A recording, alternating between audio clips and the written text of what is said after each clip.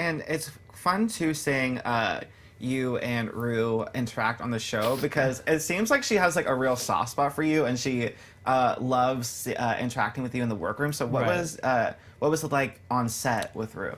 Well, in the workroom with Rue is terrifying. It's, early enough in the morning. I'm like hyped up on just enough Red Bull, but like almost going over the point of just like the jitters. So I've got the jitters from the Red Bull, the jitters from the Rue. And you got all the lights on you. It's you and Rue, this person you've been looking up to forever, this person who is giving you this great opportunity, who doesn't want you to anything up, but damn sure you might at some point. So there's a lot of pressure in that type of scenario. So that's always a little shaky.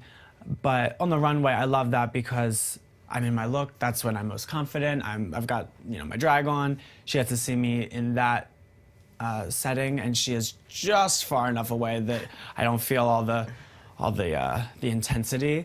But I feel like I get along with I don't want to say older because that sounds, but like more experienced people. Like for being a young kid, I think mentally I'm kind of an old soul at that.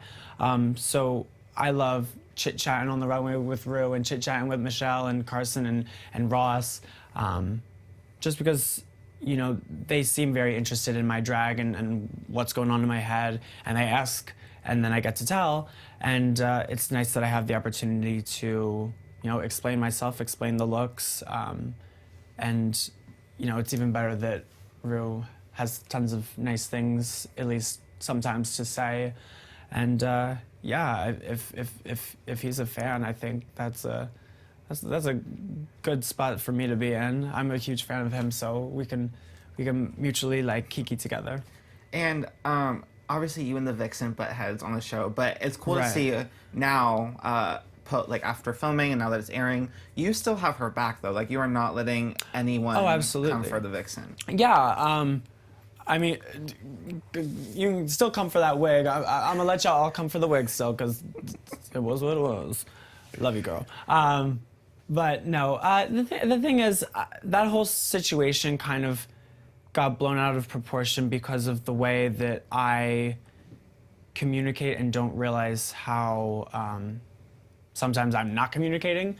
So in my head, after I take a shady jab that on season 2 would be just a compliment, in my head, I've resolved it over myself, and I'm not worried about it. I'm over it, but I don't realize necessarily that I just pissed someone off. So they're not just gonna, move on. They might still have, a feeling towards that comment.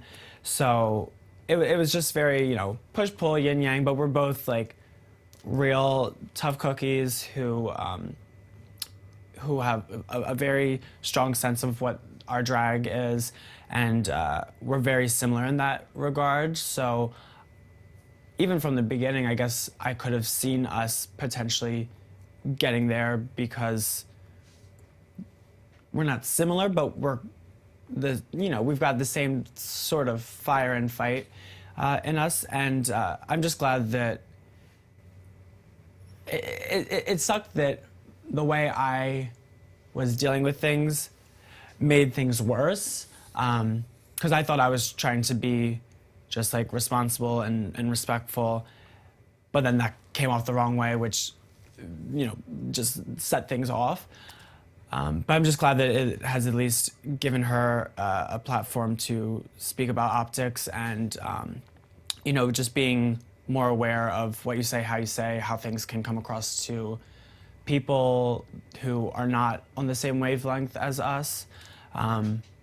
Because I don't think the Vixen thinks that I'm trying to do all these things intentionally, but she's like, girl, you don't have to deal with this every day, but trust me, when this all airs, if I don't say something about it right now, I might end up looking absolutely insane, and that's not cool.